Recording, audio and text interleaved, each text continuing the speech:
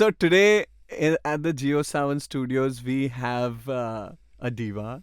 Uh, uh, um, I love jeez. this reaction.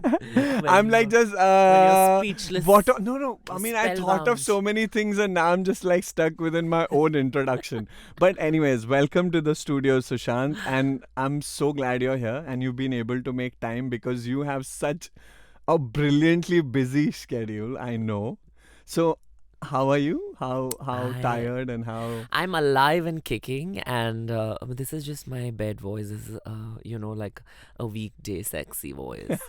Do you like it? Okay, Absolutely, man. I yeah. love it. I just love everything you're doing. It is so amazing to watch.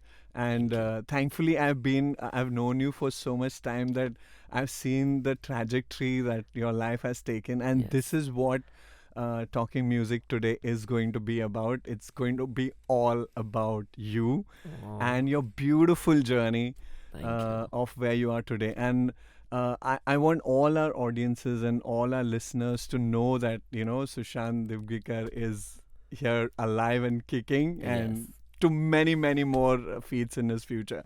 So, welcome once again. Thank you. Uh, Before we start the interview, we do a little bit of a sound check. Oh Like, my God. yeah, it's like I'll throw a word at you or a name at you or something, and you have to tell me the first thought or first song Okay. that comes to your mind. Easy. Yeah, Yeah. yeah, it's Yeah. it's not tough. So the first word I'm going to give you is Babas. Oh God. Ramdev, I would say. Unfortunately, he's just like been flushed down our throat so much. Oh, that sounds wrong, but but yeah. So is there a song or any? No, No. just Okay. an image, and it's not very cute. Good. Okay. Next one is the second word that I'm going to give you is Kohinoor. Rani Kohinoor, Sorry, my darling. bad. Yes. So what is Rani Kohinoor for you? You know Uh, when I just Coined. say Rani Kohinoor also, I can only imagine Alicia Chennai's video and that grandeur and Made in India? yeah.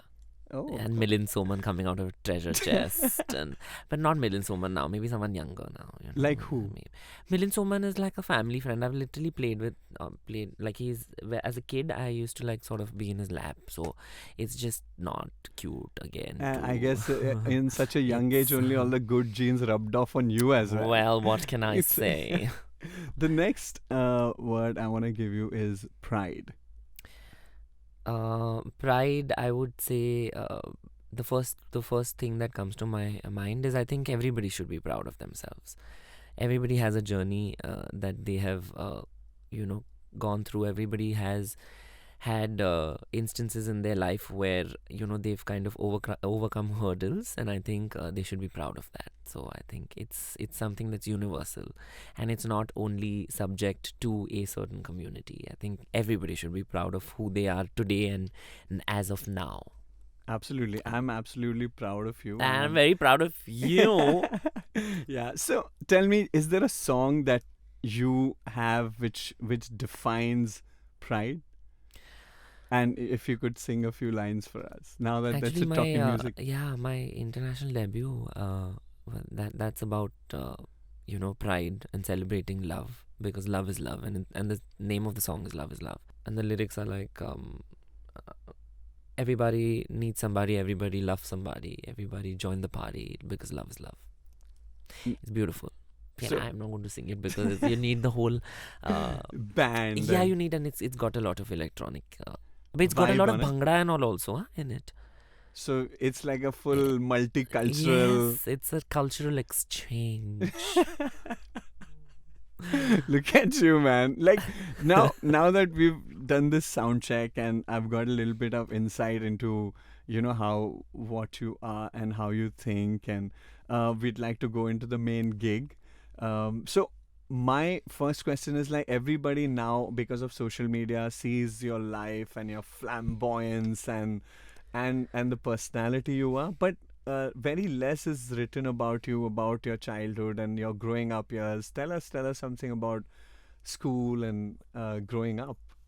So I used to be I'm I believe I'm an average or maybe slightly above average Bandra boy.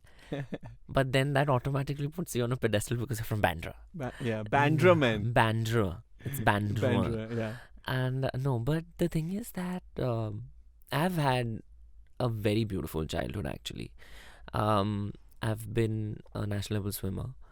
I used to always be very actively involved in cultural activities like singing, dancing, craft, art as a kid also. And then in every one of my fancy dresses, I was always either Barbie or the Little Mermaid. And my parents never ever, thought that it was something wrong or whatever because they were just so.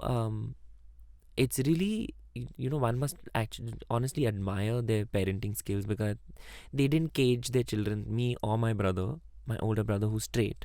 Yeah. They didn't really impose their thoughts or their values in terms of uh, Or compare you with other they kids. didn't compartmentalize us into boxes because we were a certain way. Like if you're boys, you should only wear blue or black, and you couldn't wear colors like pink and yellow or whatever. It was just if I wanted to pick up a Barbie doll off the rack, they would be like, yeah, it's a toy, and children are supposed to play with toys, so yeah, you go with your Barbie doll.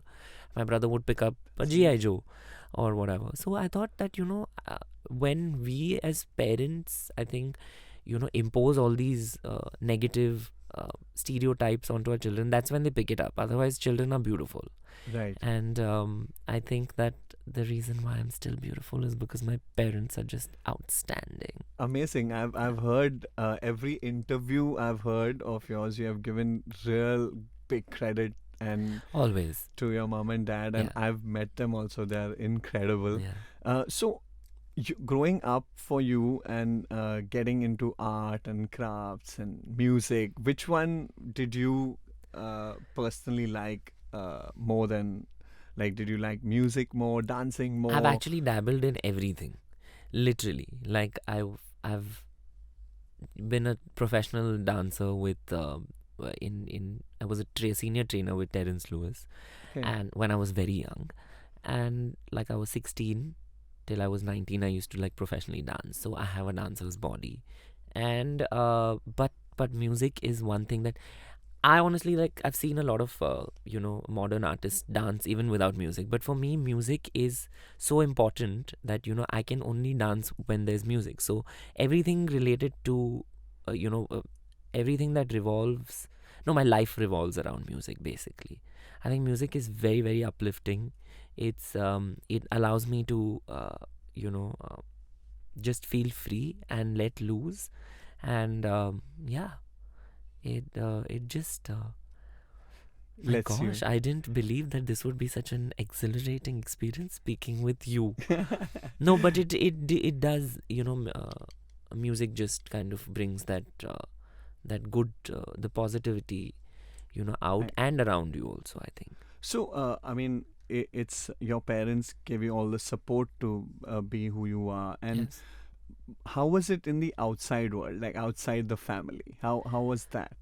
There are always people who talk and put you down, and I've had teachers, I've had peers, I've had people in like audiences that will put you down. But because I had the support of my family, and that is very very important. I know I've seen people that struggle for acceptance from their parents, and I think that's very uh, it's very hard for me to see because I haven't seen that, but I empathize and I understand their pain, because if your parents don't accept who you are, even if you're straight or if you're a girl or a boy or whatever, uh, it just there are so many people that are not allowed to study what they want or wear what they want or be with who they want to be with. So I think my brother and I have never had such restrictions. So I don't know whether my brother has the vernacular to understand all this, because he's just so handsome, and I think he can pass off because he's handsome, and then so he doesn't have to be intelligent. No, I'm kidding. But he's so strapping, so it's okay if he's a little whatever, less there. But no, so both of us have never gone through, any sort of hardships within the family. That's So amazing, right? yeah, That's like the although real I had a couple power. of That's real power. some extended family members were also, you know how these nosy Right. Nancy's are, Relatives. nosy Nancy's. Yeah. I want to, kind of. And didn't that bring you down? And It like did. It did. and how did you deal with that? It's just the family support, And or then I spoke to my dad. I was like, "This is what your relative has to say about me. Do you want to say something?" Then my mother comes in, and my mother's a beast. She'll eat you up if you say anything about her children. how amazing. So then she's like, "No, if you don't want to say it, I'll tell her. She needs to shut the up. I love it. I think it's That's amazing. great. Yeah. So we've literally been protected, and so even with the community, or even with women or children, I feel that I have to give back in terms of, I need to protect them when they don't have anybody to protect them, because I've been put on a pedestal for a reason, and if my voice can be heard, then why not? Why shouldn't I voice my opinions? True. And you're doing so much in the community. You're doing so well for yourself. So what is it, one thing in the community that you think is lacking in our country? Within the community also, there should be more unity, I think, because So the thing is that what do you think is missing currently? I think that we need a unified voice to be on the same plane when it comes to asking for equal rights. And I think because honestly, I'm paying my income tax, I'm using the same roads, I'm eating the same food as any other straight person would. Paying And your GST and VAT. yes, maybe more than a lot of other people. Right. But the thing is that we need to understand that if we are going to ask for something, it can't be something, absurd. We don't want red carpets to be laid so that we can walk on them. We don't Yeah, want we special prefer it. treatment. Prefer it, but what we want is equal treatment. We don't want special treatment. So I think people need to understand that the main thing where it all starts is sensitizing and educating people. And that will only come when you have dialogues like the one we are having right now. Yeah. So you're being a very social activist part of it has also now come into this show, where you're actually honestly even putting me on this platform where I can speak about all these things. And people need to understand whether gay, straight, lesbian, transgender, black, white, at the end of the day, we're all human. And Absolutely. that's what matters. And so, music allows me, see, again, music doesn't have any boundaries. Music has no labels. Art has no labels. Right. So I think, and that's what I stand for. My band Top Story stands for that. All my band members are straight. Now, they're not going to play with me because I'm gay. They're going to play with me because I'm a good singer and they're good musicians, and then we kind of, synergize and produce something that's beautiful. And I think the audiences have started understanding that. Is that it doesn't matter whether you're gay or straight. You sing a good song, we enjoy it. Goodbye. Absolutely. Absolutely. That's all. And I know, I've seen you on stage, man. You're like You've literally seen me burning. 10 years back when I was a baby and I was like hosting karaoke nights. And that the first time you sang at the karaoke, my jaw dropped. Yeah. I was like, what happened? Yes. That was amazing, and Yeah. so much respect because you've kept at it and believed, and it's amazing, that journey. And because it's a talking music interview, I'd like you to sing us a song. Yes, if you want water, garam pani, Oh sab my ho jayega, God, man. garam to main hu hi, pani leke aao. So could you please sing us a song in your beautiful voice? So you had, I think you had asked me, or someone from Savan had asked me to give my playlist, which is the Pride playlist. This is one of the songs in that. Okay. And it's called Pari Hu Main by one of my favorite artists, indie pop artist, Sunita Rao. Sunita J. Sunita Rao. Not G and all. She's fitter than you and me both. And okay, so here it goes. आई मैं तो आई नजारों के अनजाने एक जहां से हो लाई मैं तो लाई बहारों के अफसाने भी वहां से ना ना मुझे छूना ना दूर ही रहना परी हूँ मैं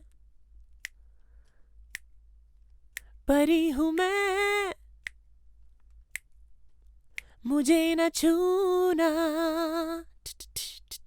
परी हूँ मैं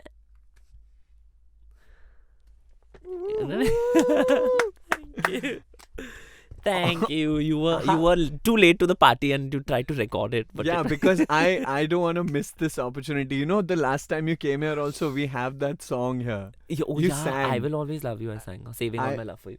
Saving all, yeah. Yeah. And I was, all of them, like when you started singing, we were in the studio and they were like, Kirthi, yaar, we have to get him and do like a song with him. But it's all going to happen. Deja vu moment. Yeah. It was the same place where we were sitting. Yeah. But, yeah. How was the verdict, the 377 verdict? How was life before and after? I was gay before and I'm even gayer now, I think. No, but the thing is that on a serious note, I think because I have, again, I was on TV as a VJ when in 2009 and 2010. So that's like, nearly 8 years before the verdict. And right. There were people before me also. I always give credit to people who've come before me. And, there have, whether or not on TV or, in the movies or whatever, but there were people who were, in the industry that were trying to, make a difference, but they were silenced because, people were like, the law is not on the side and we can't, sort of invest in your content. Story. Yeah. Even in content, there was such beautiful content even back then, which was rubbished and put in the bin because people were scared that is this going to be okay. Then what happened was that when I got onto the scene in 2010, they had scripts that they would have given to a straight boy or a straight girl, which they gave to me because I could basically just host and I was like a cute looking teenager or whatever. So that's how then, the VJ thing came up. And then I realized that, oh my God, I'm like one of the youngest and one of the first gay people on TV, and as a VJ. So, I have a lot of responsibilities. Then after that, the pageant happened for me. And this is all before Section 377 was repealed. Yes, absolutely. So I've represented this India, which used to, had criminalized gay sex or whatever, according to 377. Not whatever. They criminalized gay sex. Or not even gay sex. It was carnal intercourse. So even between a man and a woman. Which is what we need to also understand. Our laws we don't understand. So it also applied to straight people. This 377. Because everybody thinks that it was just for the gays and the LGBT people. And it was also for the straight people because the law said that if you have any intercourse that doesn't result in procreation, it's illegal. So basically, even if you used a condom, it's illegal. So it was a very stupid law that was not even ours, by the way. Such medieval... Medieval means... Medieval ka medieval tha wo. It was like very, very draconian it was. Britishers have left us, but we still, hang on to all these things. So before, it was repealed, I was like, I can't wait till this is going to be repealed and to be fabulous. I'm sorry. I'm out of the closet and people need to watch me. And which is what I believed from a very young age. So my first advertisement, for example, I didn't go with one tag of like a tattoo on my forehead saying I'm gay. Right. They liked my face. They thought I'll sell the product. Some car I was selling. Imagine I was on TV selling cars at 17. But the thing is that they liked the face. So I didn't compartmentalize myself again into being only doing gay roles or, gay music. I won't do this kind of shit. Yeah. So I've done all sorts of things. And then I realized that someone had to start it, someone had to continue it. And, then, the revolution will have an evolution. So I thought that, we started it before 377 and now we've continued it pretty well. And now I think a lot of people have opened up in terms of their minds before their pockets. Because anyone can give you money, and say that, okay, don't name me, I'll invest in your property or, your IP.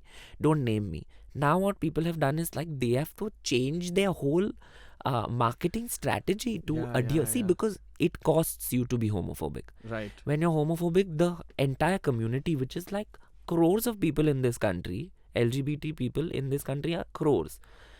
If they're not going to use your product, or they're not going to, or you're going to not have those many people watching you, listening Represent to you, it. Yeah, yeah. You need you're to be losing out, no, on money. Like, true. you would have that population also coming in. So the thing is that now what I think people have understood is that from a business point of view also, and from a humanitarian point of view, also from policies, point of view of policies, a lot of HR policies have changed. Yes, for A lot sure. of government organizations have changed their policies for transgenders, and so I think it's a matter of time, and it's not like I didn't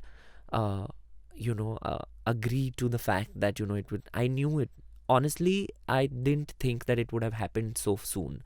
Section 377 would have been repealed. Honestly, Such an I was shocked. incredible, yeah. So, but like pleasantly shocked. Huh? I was not like, "Arey nahi, aisa kaisa hua" types. I was very Obviously. happy that it happened. But I didn't think it would have been before. I didn't know it would have happened in my 20s. Honestly, I would have thought that it would have taken some more years.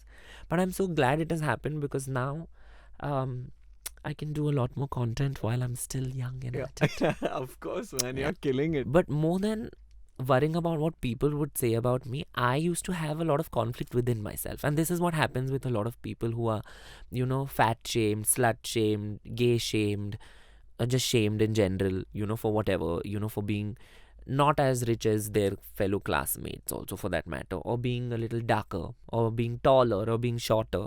Everybody has been shamed for something or the other, and that conflict. See, you can be shamed, but tomorrow I'll turn back and say that if like, and I used to do this in school, but that used to be my defense mechanism, so that they would not attack me again. But then within myself, I always had the conflict that, oh, when should I tell my friend? Should I tell my family? Who should I talk to? Should I go to a counselor? And all these things are within oneself. Like, that introspection happens more than anything else, which is why people, when they can't cope by themselves, with their problems, that's when, then you have like a lot of neurological symptoms, and then you have neurosis, and you have depression and all of that. And because I'm a certified counselor myself. Yeah, double masters, is it? See, again, so the thing is that tomorrow nobody can tell me that I'm just a pretty face. I'll True. slap you with my degrees and my diplomas. So the thing is that with me also, like, now I used to go to Mumbai University. Imagine my classmates, okay? They've probably never sat so close to a gay person in their life. Yeah, and they come from different walks of Yeah. life where they're being taught And लड़के ऐसे होते हैं, लड़कियां ऐसी होती हैं. my teachers also, for example, or my professors also, they were also a little, because there might have been people who might have been gay. There were people who were gay before me in Mumbai University. It's not like I'm some rare species. Of course. But the thing is that they were not as open.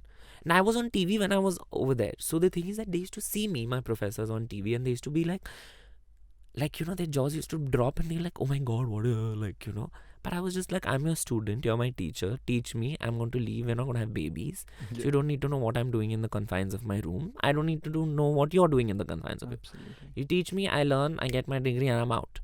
It was that for me. But the thing is that within myself, I had to go through a lot of conflicts. Like, you spoke about you had a line for somebody if somebody did something. Yeah. What was that? And I was just like, ye to gay hai, like that. I was like, however gay I am, you're never getting any of this. Ever.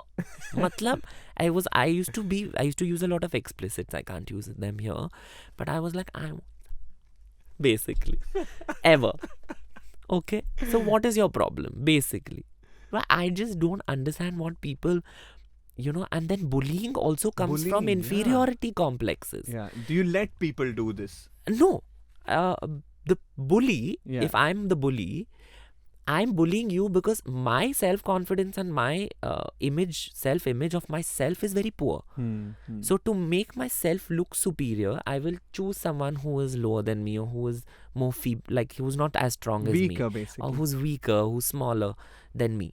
And that will give me like the sense of, now they tried it with me and they got their asses whooped. and they all know who they are. And then the thing is that they've even 10 years later come and apologized and said that, we didn't mean to, because we didn't know as much about the community. Now see how beautiful that is. Your bullies coming and apologizing to you. Yeah. So I think it's not like I was living for their apology or whatever. Their lives it's are pretty just apologetic yeah. right now. It's like I'm pretty glamorous and beautiful and with my Killing it. family, and they're already divorced twice and all of that. I feel my apologies are with them. But the thing is that, see, then all of that happens because the conflict within themselves. See, so there's no relationship that they can probably keep, and then they've probably come from a very flawed sort of upbringing, that they have to bully someone else or they have to rag someone else to make themselves feel Be better. superior. Yeah, I have lived a beautiful childhood and my parents have been beautiful. I've never felt the need to bully someone or, to look down on someone and say, unless, of course, you come for me, I will come at you with my nails. Okay? I will, scratch your eyes out if you come for me. That's only because I've watched a lot of Pamela Anderson when I was very young, and a lot of Ellen and Wanda Sykes when I was younger. So my comebacks are kick-ass. And also I've got the hands. And I've got the hands because I have an older brother. I know where to hit you. So, but that was me when I was in school, right? So, but now I need to just tell children that, if you bully someone else or if you, make someone feel inferior to you, it doesn't make you superior to them. It doesn't make you the bigger person. So if you have an opinion, swallow it and fart it out, because it doesn't matter. And to the people who have to go through bullying or, or facing bullying as we speak. Exactly, as we speak, and are probably listening to this, and you just don't have to give a damn. They're not paying your bills. Your parents are paying your bills. If you're kids and if you're not 18 and you're not working as yet, they're not paying your bills. And you're probably going to be much more successful than them in life. I'm just telling you, just putting it out there. So if anybody tells you you're too gay or you're too fat or you're too dark or you're too, whatever, you're too intelligent. Some people have a problem with people who are intelligent also. True. So people just basically have problems. लोगों का problem है कि उनको problem है, with everything. Right. So I think that people need, children need to understand that they shouldn't worry about people's opinions now or ever. One more question, which is how did music happen to you? So I used to love singing. Okay. And when did you discover this voice? So sorry, I always used to sing in the loo, and at home I used to just keep humming and stuff. And that time my voice hadn't matured, so I used to sing in the female voice, obviously. Then when I kind of at 12, 13 was when my voice cracked, and I had this baritone, sexy voice. But then I also realized that I could still sing in my falsetto, but I was very scared of singing in my falsetto because I didn't want people to judge me. Because I'm a boy and I shouldn't sing in a girl's voice, and how people tag you and all that, again, stereotypes. But then one day I was singing in my toilet or something, and then my dad heard me and he was like, is that you? Is that you? I said, no. And he's like, what rubbish, it's you. And then we went, so he was like, okay, cool, whatever. So I was like, Daddy, can you just why are you standing outside the loo and listening to me like that? He's like, I want to use the loo, will you get out? So that happened. And but then I think a week later, I was about 14 or something. This was when I was 14, okay. I used to chup ke sing, by the way. Diana Ross, believed that, the mug, the mic was the mug, the hand wash, the shampoo. It's very cliched, but it happened. I used to think I'm Diana Ross, I'd put all that foam on my hair and, make a bob, out of my afro bob and stuff. And I would sing, and Whitney Houston and, and hit those high notes and all. And then one day, great reverb in the bathroom. Exactly. Yeah. The greatest and peace in the bathroom. You can sing, but then, I didn't know my dad was listening. So I was like, oh shit. Then, I wouldn't sing there, and then, please myself, that, okay, I sing, and that makes me happy. But then 1 week later or something, my dad took me out for a karaoke night. And so I was singing Backstreet Boys. I don't want to do Backstreet Boys because I thought they were very hot. Okay, but the thing is that that's not my choice of song to sing at a karaoke night. But because it was a boy band, um, I sang Backstreet Boys. But then there was one part where I couldn't hit the high notes. I went in my falsetto, and then everybody in that place was just like, "What the hell was that? Where did that come from?" Yeah. And then my dad was just like, "See, I knew it was you." He's still stuck on that bathroom incident, thinking that it's not me. Like he wanted to confirm that it was me, because he was so supportive of me. I was so scared of my parents that they'll know or whatever.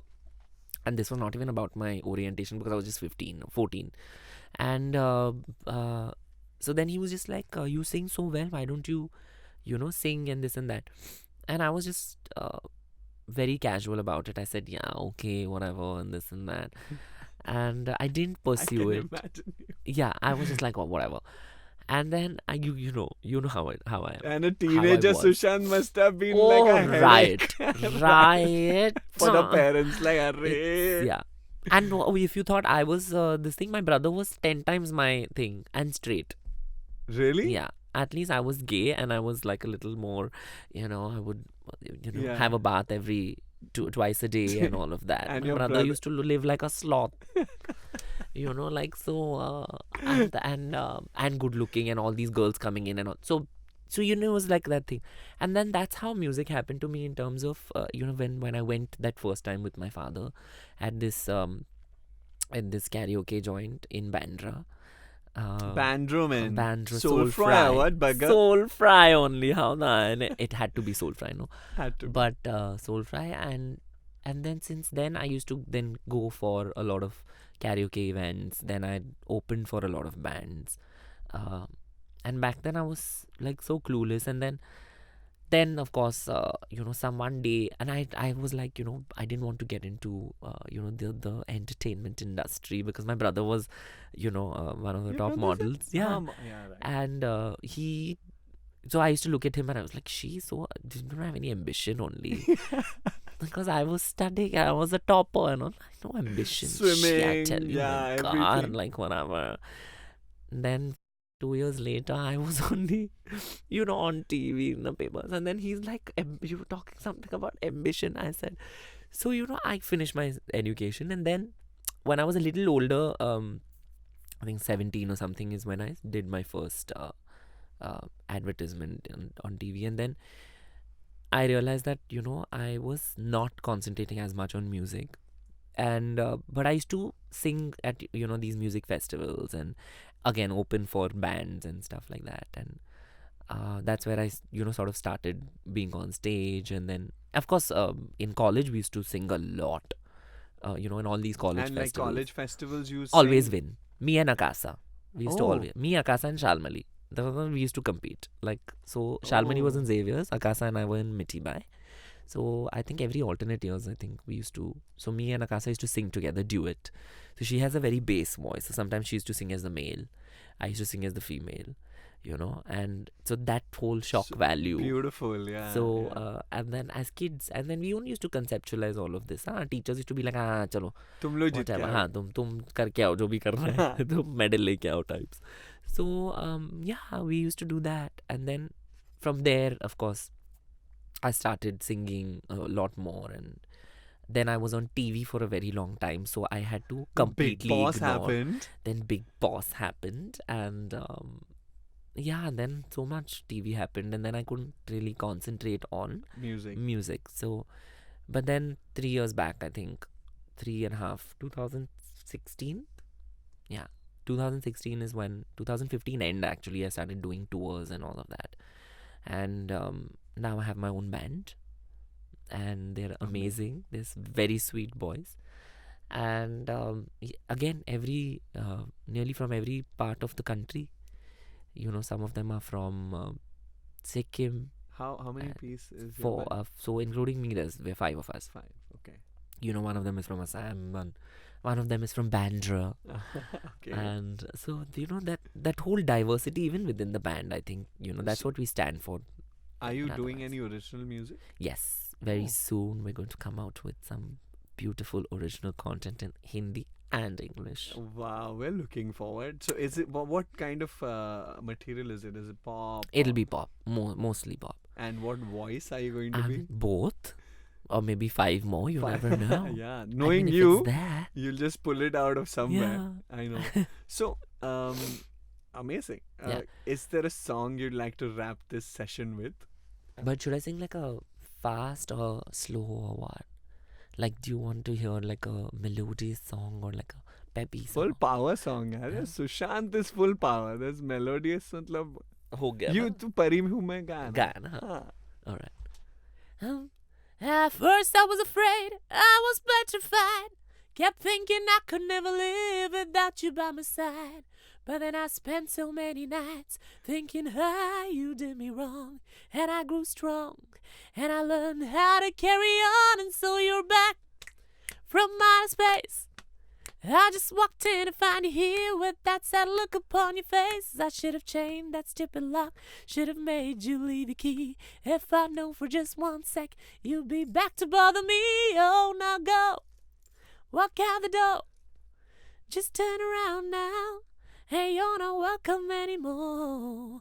Weren't you the one who tried to break me with goodbye? Didn't think I'd crumble, and you thought I'd lay down and die. Oh, not I will survive. Ooh, as long as I know how to love, I know I'd stay alive. I got all my life to live, I got all my love to give, and I'll survive. I will survive. I will survive.